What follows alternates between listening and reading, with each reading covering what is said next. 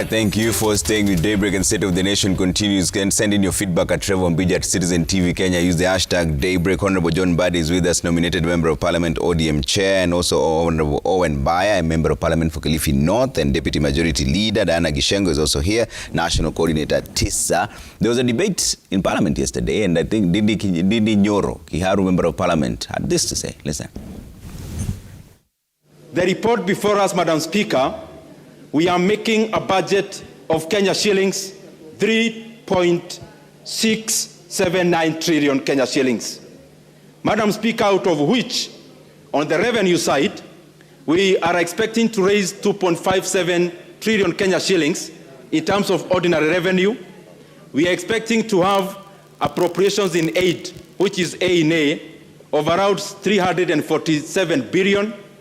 Madam Speaker, we expect to have 42 billion Kenya shillings in terms of grants, and therefore, Madam Speaker, that leaves us with a fiscal deficit of around 718 billion. Madam Speaker, on the expenditure side, we are expecting to spend roughly 1.6 trillion Kenya shillings in terms of national government recurrent. Madam Speaker, we'll be spending around 718 in development. Madam Speaker, the same period of time, that is financial year 2023-2024, we have allocated 986 billion, unprecedented figure, in CFS, that is repayment of debts, which actually majority of the money is actually going to repayment of interest rates for domestic debt. Madam Speaker, we'll also be transferring 385 billion Kenya shillings to our counties as equitable share. Madam Speaker, that is the general framework of our budget. We have had handicaps insofar as having a budget that has a mismatch in terms of revenue and expenditure. And that has been necessitating many supplementary budgets, many of which scale down the expenditure because of unrealized revenue, Madam Speaker. All right, and we see here on the Standard, page 8, we're talking about government spending for next financial year will be increasing by some 80 billion shillings if recommendations by Parliament key committees are taken up. You can see the increases there. State House, 7.3 billion. Office of the Prime CS, 547.5 million. Internal Security and National Administration, 1.52 billion shillings. ASAL and Regional Development, 2.1 billion shillings. And Gishengo, from a Kenyan perspective, is this realistic? From your view, is it even necessary to start from? It's very unrealistic to have an increase in the current budget at a time when we have very high liabilities around debt. So whenever in this country I hear that we have increased our budget again, and let's not quote the 89 billion that was proposed yesterday. Let us remember that this budget had already increased by 400 billion. So it is an increase of 489. That's close to $500 billion increase in the annual budget estimate. What is driving that increase? What could possibly drive such an increase? And if you look at all these things, we've been told we are subsidized, we're investing in production. Yeah. Yet we have an increase in State House, Office of the Prime, CS, and so on. Maybe at least we can celebrate that we will have more teachers who will be hired. There will be investment in basic education. I am not sure what is happening to higher education because part of the proposal is that we are supposed to get into a new model of funding. Yeah. So this year's budget estimate, I expected from Kenya Kwanza a radical departure, okay, where they evaluate all the expenditures. And what surprised me initially was the estimate reduced. One, all the money that was going into social protection. All the social protection budget vote heads reduced for the elderly, for persons with disability. So we cannot care about the hustler and ignore the known marginalized and vulnerable populations in Kenya. Yeah. There was also a decrease in the health ministry. I don't see it here, but the earlier analysis, the health functions saw a reduction in their allocation. Again, is it a case where we want health to go public-private partnership? Yeah. Shouldn't it be a priority when all data show that that's an area, education, health, you cannot ignore. Whether you prioritize other areas like irrigation, agriculture, health must remain at the center. Yeah. So those become some of the concerns. This was tabled yesterday. We will be analyzing this today, all day, as Okwa Uchumi, because the proposed taxation measures must be read together with the expenditure. Okay. We are where we are because we never expended revenue, both tax and debt, properly. So we must read them consistently together. Okay. And let me just go back to something Honorable Badi raised, the claim by Kenya Kwanza that they have removed a number of taxes. And this is also linked to the housing levy and the fact that we are creating a better environment for manufacturers. Construction materials were exempt, particularly for tourism industry and construction where you're doing over 50 acres. They have moved from being exempt to standard rated. So they will pay full VAT, okay? What does that mean? The cost of construction for everybody will be much, much higher than it ever was, okay? So if with all these people who had clear defined money, good mortgages of significant amount, not the 3 million for this low cost or slum upgrading. Why are we having such contradictions in one finance bill? At least the philosophy, the thread, the thinking should be consistent throughout, not in this particular case. And previously, there have been allegations that the oil subsidies was the main avenue for corruption. What we have seen, Honorable Owen has quoted the IDH levy, which has been reduced from 3.5 to 2.5. But that is for imported goods. Our manufacturers who needed some raw materials imported used to import raw materials so that they process them here at 1.5%. Now they will pay 2.5. What will happen? Everybody will import finished goods.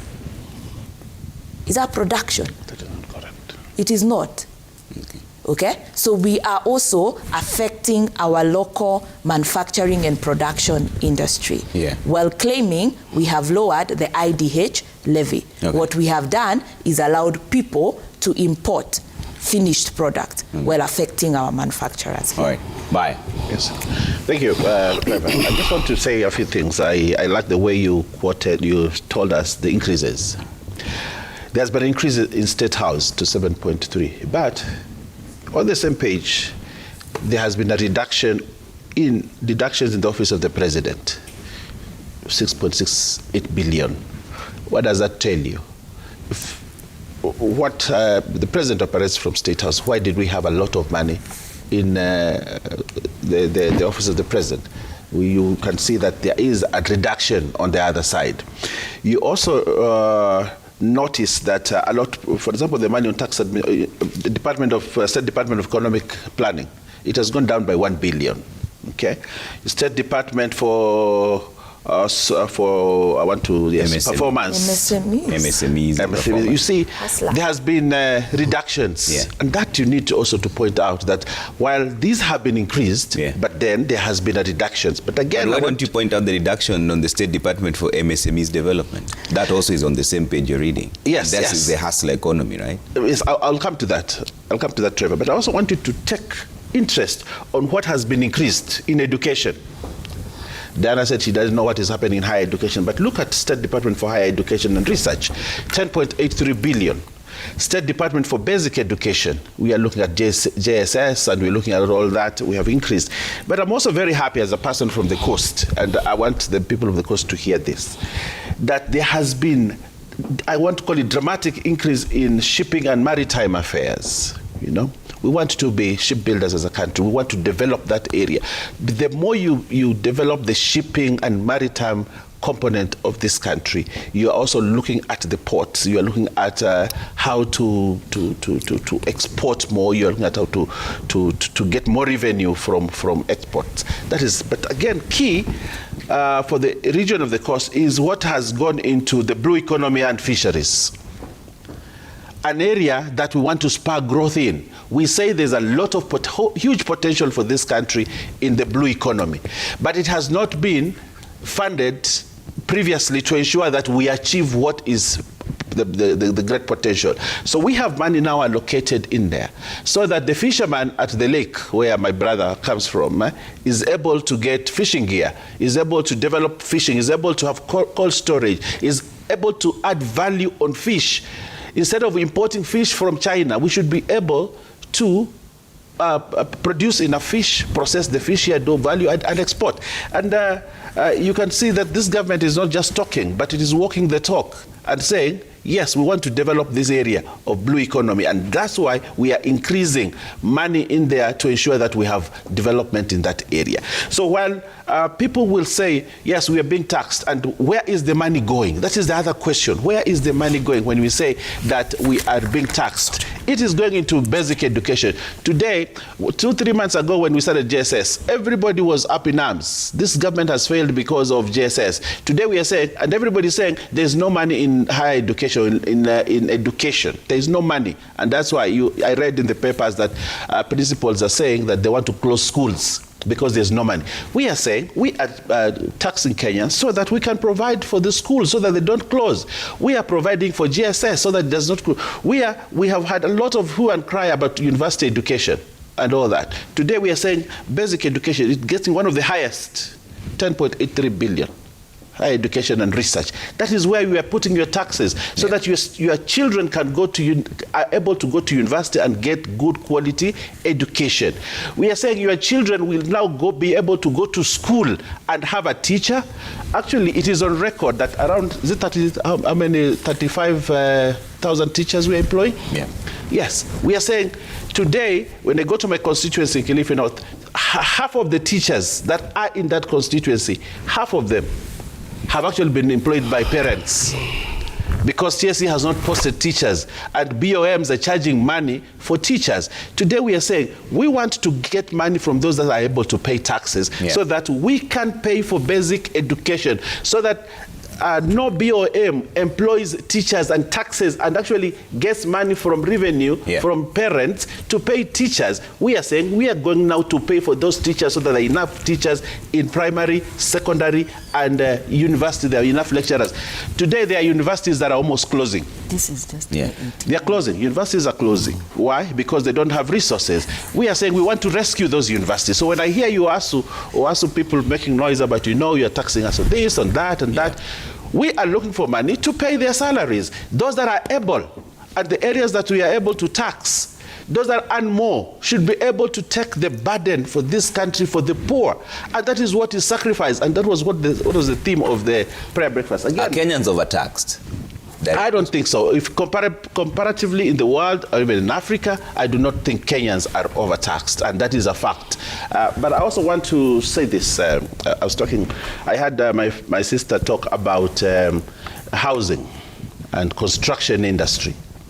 If you look at the taxes that are being reduced, one of them is the taxes on, let me get the name of that tax. You reminded me, what was the name of that tax? That's rental income. The rental income. Rental income tax is being reduced from 10 to 7.5. 10 to 7.5. And somebody told me, why are you doing that? That money will not go into the pockets. It will not reduce rent. I said, there's no problem. When we reduce tax on John Badi, I know he's a landlord, and we reduce the tax that he pays. I know that he's right. I know he's a landlord. So we reduce from 10 on the occupier. He reduced from 10 to 7.5. Yeah. He will have the 2.5. It will be a saving. He will construct another house. When he's constructing that, because he'll have a saving and some money will remain with him. So what John Biden will do is say, you see, because of this reduction, I am able to build another house. When he's building another house for rental, what will happen is that, one, we are solving the problem of housing in this country, and two, he will employ several people in the construction. He will have a mason. How does that help the life and of Diana, a tenant? who has never been a landlord, what you're doing, Buddy's tenants, how does that help? You need to look at it from the other side, developing the economy of the country. From the macroeconomic level, you need to look at it from the macroeconomic level. That John Biden he is an investor. He's investing in the country, and this country cannot move forward without an investment. I should respect John Biden because he is a landlord. He's an investor in this country. Where did you and get investors, and investors in this country needs to be respected. So if I give him a 2.5 exempt, I reduce his tax from 10 to 2.5, I expect him to say, okay, this country has been good to me. So what I'll do is I will build 3 more, 5, 4, 5, 6 units. I will employ this number of people, and when I finish these new units, when I start making my income, I will still pay to the government 7.5 revenue to the government. It is good for the country. So when Diana looks at the other picture of big landlords and all that, no, we are looking at if she owns one house, I'm giving him 10%. I'm removing 10 to 7.5. Okay. So she will make some savings because I'm not taking money from her. She will build, because the president needs to be, he has said we want to build more houses. Then I come and tax heavily on housing. Then I'm not walking the talk. And that's why we have a reduction on the taxes on. I think. Buddy wants to respond now that he's the alleged landlord. Yeah, he's a landlord. Then I'll come to Diana. And the construction material.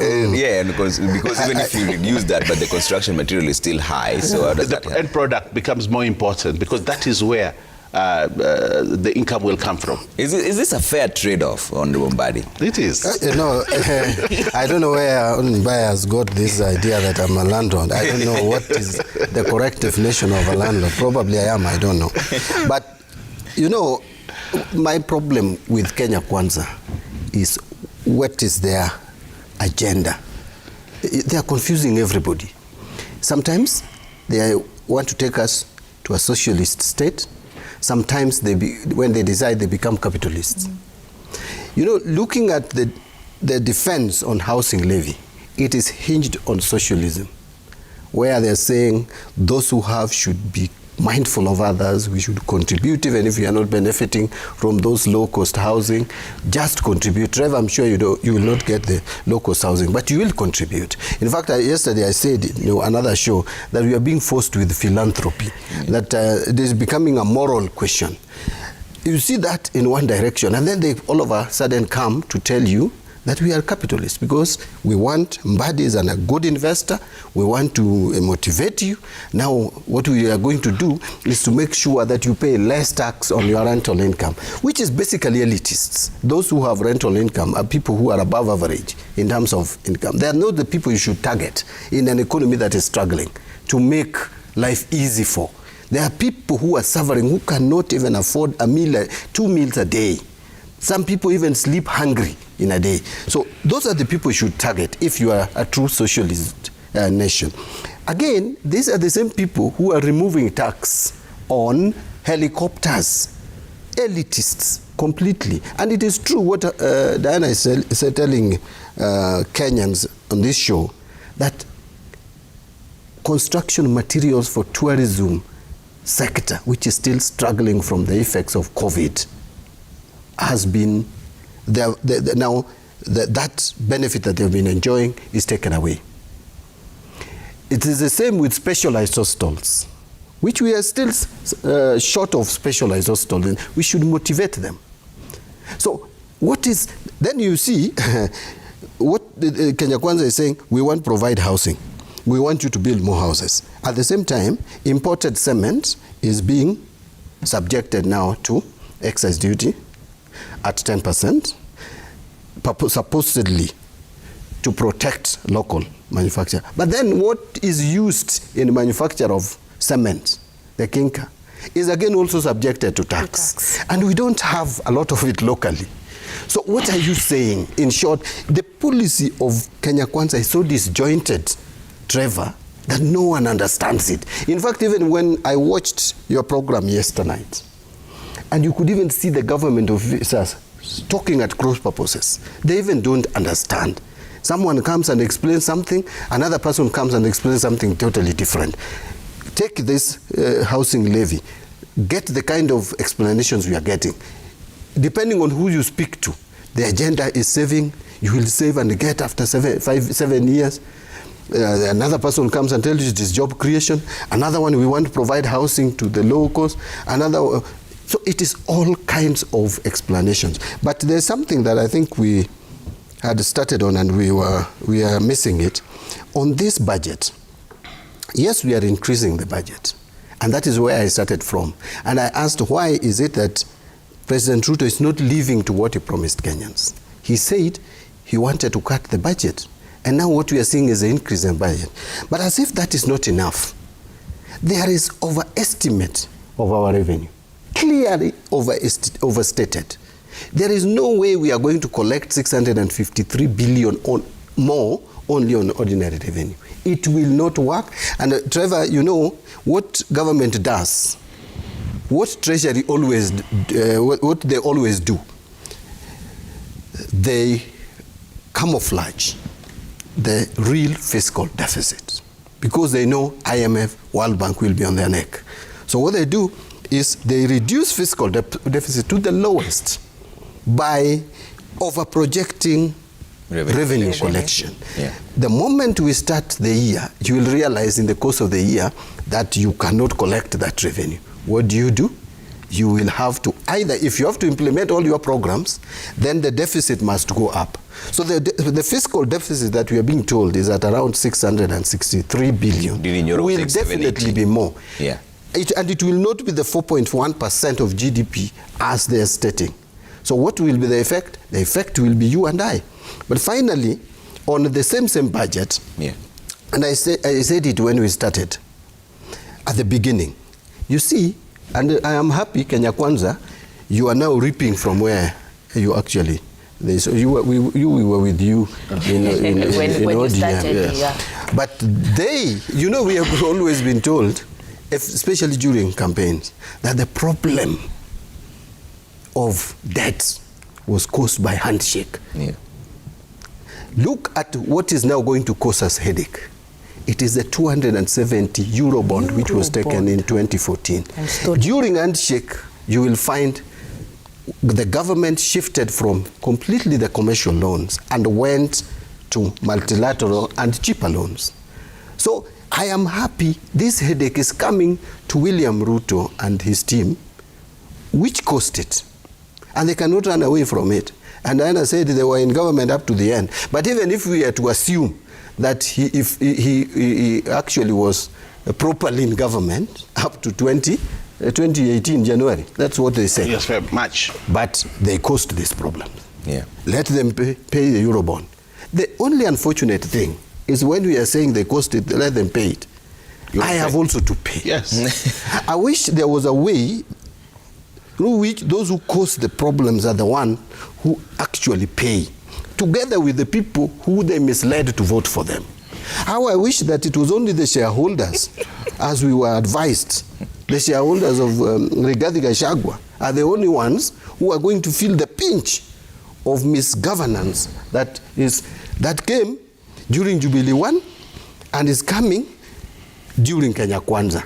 If there is any mismanagement that came during handshake, and it can be clearly traced to John Mbadi, I wish I could also pay for that pain. But this handshake government, I wonder where it was.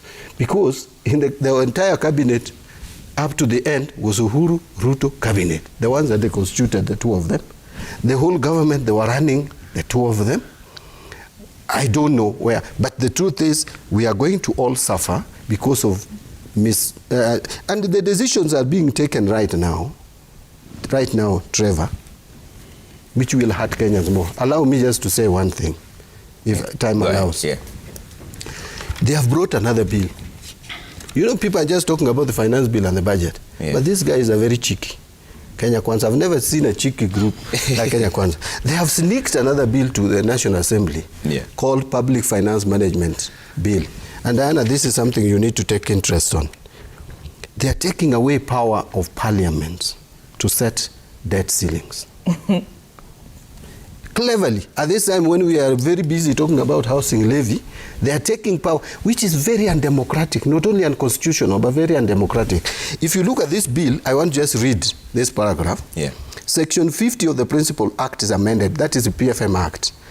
By inserting the words "a limit," they are replacing the word limit with set threshold. That Parliament will now set threshold for debt, not limit. But it's the same thing, threshold, limit. Those who have studied English can now argue. But what caught my attention is provided that if at any time the Cabinet Secretary, and the Cabinet Secretary here means Cabinet Secretary for Finance, is unable to maintain the public debt threshold as required under this subsection, all the regulations made thereunder, the Cabinet Secretary shall submit a written report to Parliament explaining the cause of the breach on the threshold and provide a time-bound remedial plan. Report. Not even seeking authority of Parliament to go beyond threshold. Debt ceiling of this country is now going to be left in the hands of Ndungu, the Cabinet Secretary for Finance, to decide whether to go beyond debt ceiling. At least Kenyans have been crying that Parliament has been increasing debt ceiling at will, and they are not happy with Parliament. But now, you are not even ending there.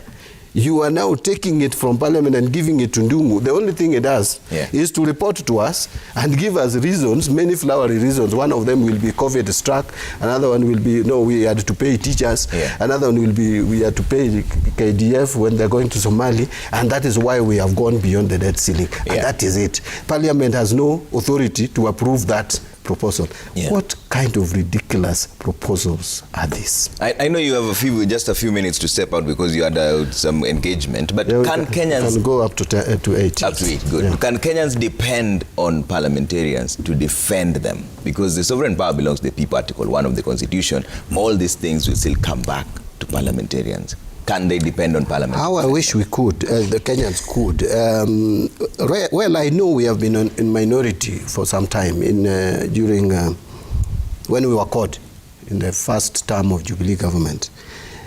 But looking at the dynamics, what has happened in the political space, that optimism, to me, in my view, has narrowed. I say so as actually declined because, look, Kenyans did not give Kenya Kwanza majority in the National Assembly. Kenyans gave us a mere majority. Unfortunately, because our politics is still not very clean.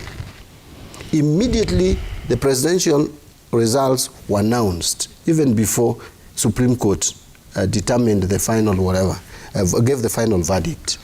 A good number of MPs who were elected under Zimio had crossover to Kenya Kwanza, illegally, of course, at that time.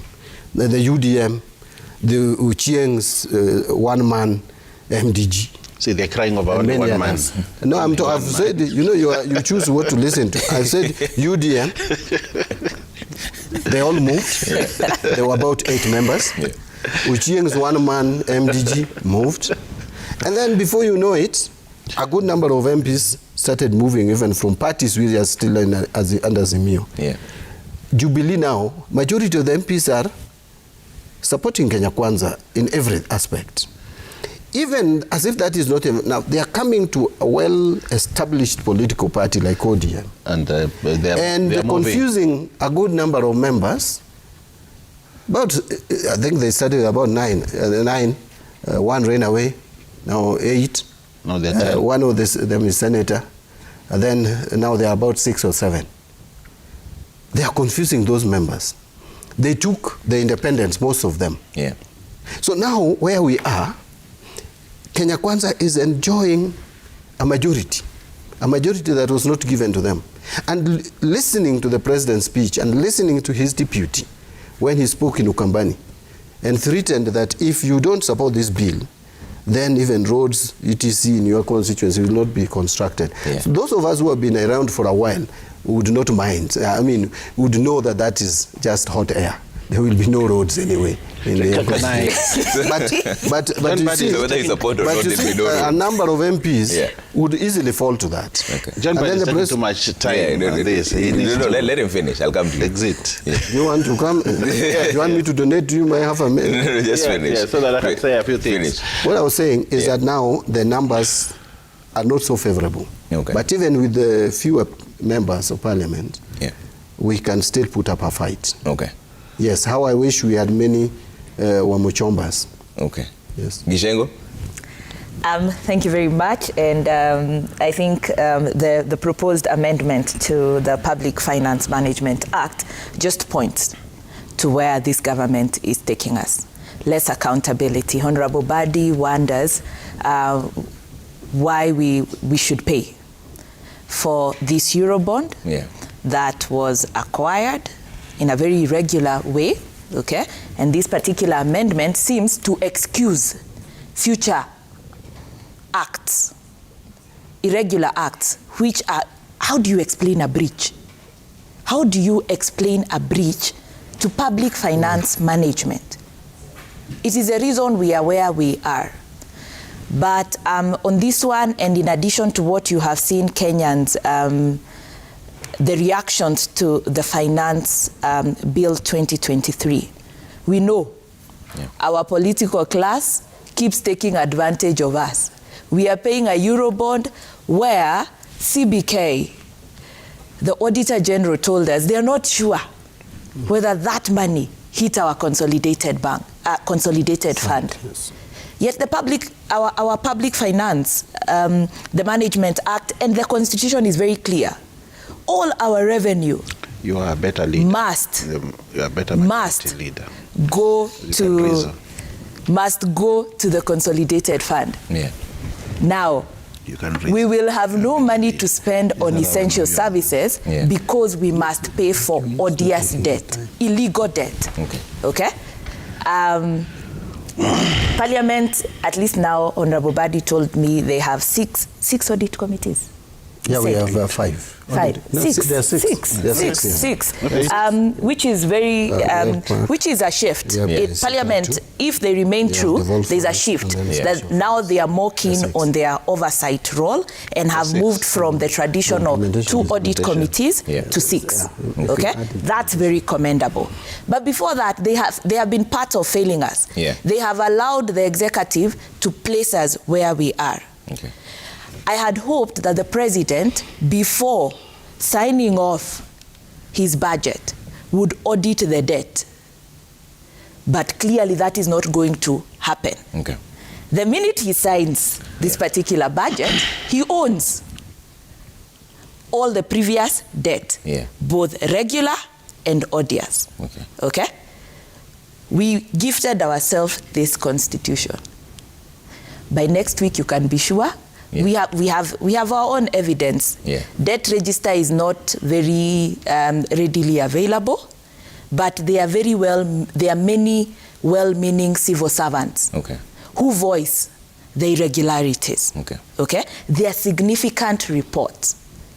Kenyans are not going to pay debt for people who pocketed. There must be a significant investment in pursuing our stolen debt money. Let it come back. And we will not entertain the shenanigans we saw with the mosquito grant. We are not even sure whether the people who are suspended were the culprits.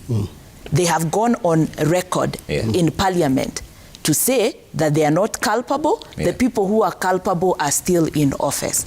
Are we being genuine about anti-corruption and accountability?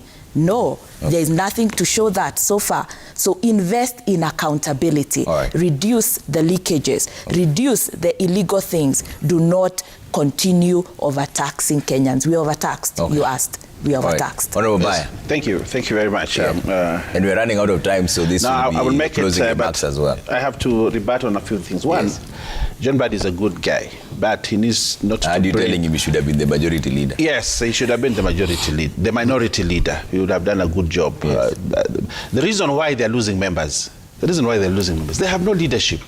And every time you have no leadership in parliament as a coalition, you lose members. And that is what is happening to them. They don't have even, they do not understand why they are in parliament. We are giving them a reason to want to be in parliament as a coalition. And that is why they continue to lose members. But John Mbadi, when he was minority leader, even when I wanted to leave, he held me and continued to hold me. But what we have, their leadership in parliament is an arrogant one. You know, when you put the whip and the current minority leader together, you don't have a coalition that can actually challenge Kenya Kwanza in the parliament. But I wish they had taken John Mbadi. Today, again, I want to tell my friend John Mbadi that when he talks about this bill, this small bill, it is not being sneaked. It has been on the order paper, and he knows it. No one is sneaking this. It's there. We have published it. It is actually being published. It's published. It's not being sneaked. It is there. But I also want to invite him to start reading about debt anchor, where we are shifting from the ceiling to debt anchor. And he needs to read about it because he's a good guy, he's brilliant, he needs to understand. When he understands debt anchor, he will know why we are running away from the limits to debt anchor, and we're looking at debt as a percentage of GDP. And therefore, the cabinet minister will be given that leeway. So, John Mbadi, I think when it comes to debate, you will give good debate in parliament when you read about debt anchor and compare what we have now and what the advantages that we have with what we are calling debt anchor. So, Kenya Kwanza is moving from the limit to debt anchor, which should be a percentage of GDP. And I think you're a good student, you will do that. Secondly, he talked about why we are removing helicopter tax. Wilson has been one of the, Wilson Airport, where a lot of these helicopters are repaired and all that, has lost a lot of business. How do you bring business to it, so that many more people can get jobs and we can make revenue and taxes from it? Then you look at if having this tax is what is making Wilson to go down. So what can we do to ensure that we get that revenue? So we say, all right, so let's do this about the tax on helicopters. So there's a reason why the tax on helicopters is being. It's not about empowering those that already have helicopters, the big guys. No, it's about how can we bring more business to Wilson Airport so that we can make more money, so that more people who own helicopters in Africa can say, I want my helicopter to go for repair at Wilson. And you create jobs. And that is one of the reasons why this has been removed. And it is a way of making money for revenue, getting revenue. Two, he talked about... But we have more buses than helicopters. But it looks, what are the incomes that come from buses, and what are the, when you repair a bus and you repair a helicopter, where do you make more money? How many people do you employ? Secondly, I want to talk about the imported cement and clinker. Why we're putting a duty on it. This country has a robust industry for cement. And this country can be one of the biggest producers of cement in this. But why would I come to invest in a country where importing cement is cheaper? Would you set up a factory? You'd close your factory and import cement. But if I have a cement factory, I will not have the benefit of having cement to construct my house, but that cement factory will employ very many people. So we need to protect the cement industry in this country by saying anybody who wants to import cement must pay tax on it. But we are encouraging you. Why don't you set up a factory here to manufacture cement? We have Bamburi, we have Mombasa Cement, and we have many other cement guys who want to come. Even Dangote, you remember Dangote came here and said he wanted to set up a big cement factory, but he couldn't because of why should you? Actually, importing cement, one of the cement manufacturers is my friend, and he tells me today, you'd rather import cement than buy locally because it is cheaper to import cement. So how are these investors in cement going to thrive? How are they going to thrive? On clinker, Kilifi, where I come from, is one of the biggest producers of clinker because we have shellac, we have the raw materials for making clinker. We have a lot of that. But this country has been a net importer of clinker. And yet we have an opportunity to create millions of jobs through the manufacture of clinker. We have 2 or 3 factories in Coast that are actually producing clinker. But The downturn is, why should you manufacture clinker here and to make cement, and yet you can actually import cheaper clinker from Egypt and bring it here and make cement? We are killing the industry. The only way to ensure that the cement industry in this country develops and flourishes is to ensure that we put taxes on imported clinker and imported cement, so that we do not only produce cement, but we also create millions of jobs for our young people in that area. All right. Although on the flip side, I also understand the flip side. Clinker is one of the commodities that earn the port of Mombasa a lot of money because of handling, you know, and when clinker comes, there are many people, you know, all that. So there's that argument that do we need to put tax on clinker or not, because of the port of Mombasa might lose. We are reasonable, and I argue from a very reasonable. We are going to lose income from the port. But then the bigger picture is, if we allow manufacture of clinker in this country, we will create millions of jobs, and production is what spurs the development of a country. All right. I want to say one last thing before... Very briefly, we've run out of time now. Briefly. I want to go back to this issue of zero rating and exempt. A lot of business people, big business people, will want things to be zero rated and not exempt. Reason is, they will make more money through tax, through zero rating than, because, and then secondly, the cost of tax administration in this country is very high. And you can see the Department of Economic Planning, I think you'll see there, we have removed 1 billion shillings from it. Okay. Why? Because this tax exempt, zero rating, as actually one of the biggest loopholes of corruption in the tax industry. Because people claim VAT, they claim this tax, but in the process, they actually get more money than they're supposed to. So President William Ruto said, we must seal all loopholes of corruption in the tax area. And that is something that we are keen, and that's why we are saying we are moving more to exempt, although John Badi has his own argument about it. But my argument is, we must move to exempt, because we will stop corruption that has been the hallmark. Why does everybody in this country want to work at KRA? Why? All right, Buddy, 1 minute closing remarks. My 1 minute, just only 2 minutes. Because this is the last you are going to see of me this morning. You know, Hohenbai, thank you for the compliments. I really want to say, yes, I held you back. You always wanted to move away, but you are sitting next to me most of the time, and I counseled you as a bigger brother in terms of politics and parliament, and I appreciate that. But circumstances also are different in terms. I don't want to say that the current leadership is doing badly, because circumstances are not the same. But having said that, you know, Owen Bayer was a lecturer, and a very good one. So he's passing some knowledge to an acquired student, John Badi.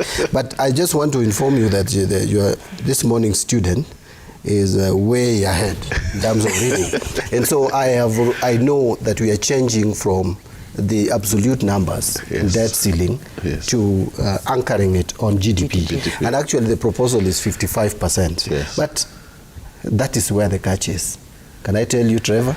We are already at 60%. And they know that very well. That's why they are bringing this small bill. So that when they anchor it on 55% of GDP, you know, they know if they put it at 70%, Kenyans will make noise. So they are lying to Kenyans again by pegging it at 55. The question is, you're pegging it at 55 and we're already at 60%. What is the justification? Then they quickly think that that is going to bring a problem, hence this bill. So I've already helped you understand the thinking of the Treasury. You know, these Mandarins, majority leader, deputy majority leader, sometimes they may not even disclose everything to you. Because if they disclose, you will start questioning. Let me conclude. One, on this helicopter, okay, it's fine, but look, you are putting advance tax, increasing advance tax on vehicles. And I will just give one example, 2 examples. One, public buses carrying 50 passengers will now pay 2,000 more per month. It may look small, but the moment it is there, the transporters will load it on the consumers, and you know the implications.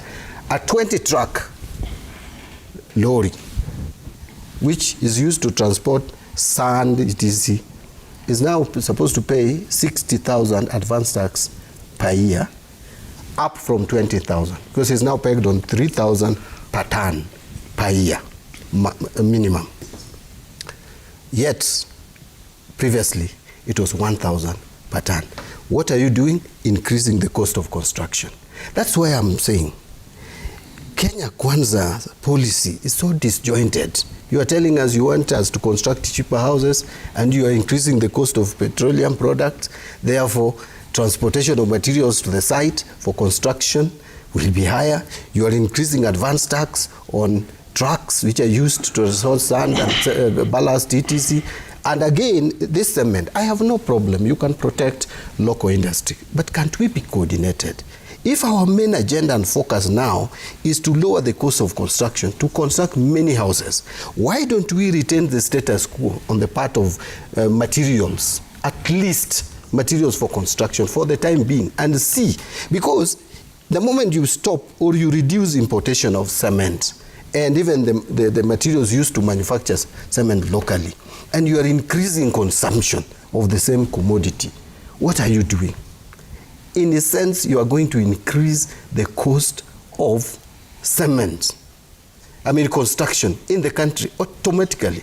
And there is no evidence that the moment you stop these imports, that production of cement is going to kick off immediately.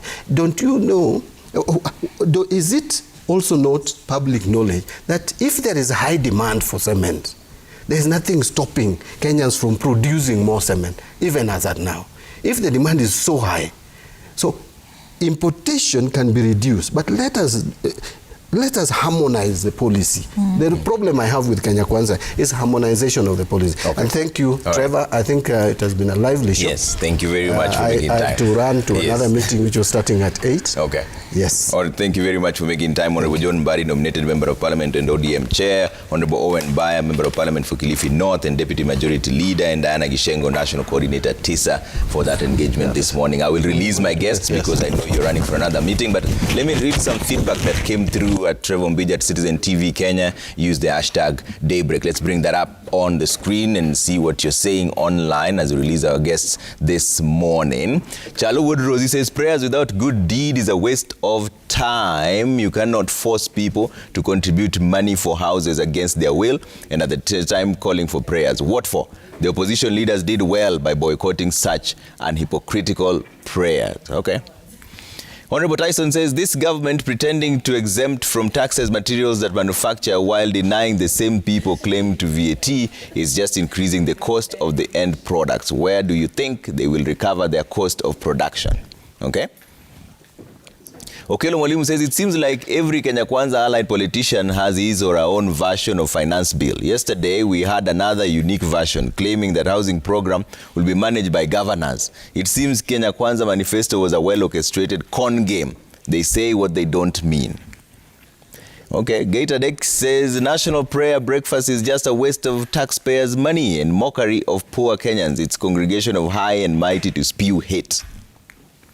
Babu Michael says, I feel this affordable housing project needed a lot of civic education and broader public participation. This is clearly a real national conversation that should never be rushed by few individuals as seen. Why is all the rush and threats? Sir Nixon says, to me, the government's plans look more of a sabotage than salvage. Life is becoming unbearable. Godi Waraza says, as patriotic Kenyan citizens, it's only fair if correct, workable and accurate information is availed to us. The complexity around the finance bill is getting many Kenyans more confused and hopeless. Felix Misoi says, any tax system must be friendly, attainable, affordable and uplifting. If we have a tax system that is suppressing, then that is not a tax but oppression. D1 says we must advocate for more balanced policies to ensure food remains affordable for all. Brian Chemwa says the only option left for the government to meet the gap that it cannot, given the loan situations, is to turn to its citizens. This is through adding more tax. Yet, adding a lot more tax on VAT will make life unbearable for jobless who are struggling to make ends meet. Okelo Mwalimu says, we thank God for availing well-educated economist Mbadi in today's show to demystify the finance bill, which has been surreptitiously framed and publicized by Kenya Kwanza MPs.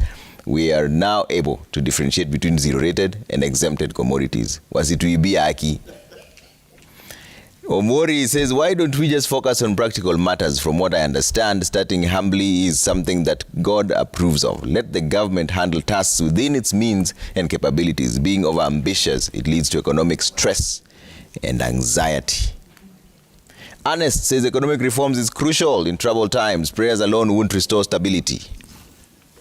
Frank Orinde says Kenya Kwanza government led by the president have perfected the art of speaking from both sides of the mouth. During campaigns, President Ruto promised to cut down Jubilee government budget by over 300 billion. Now from the budget estimates, the budget is up by over 400 billion.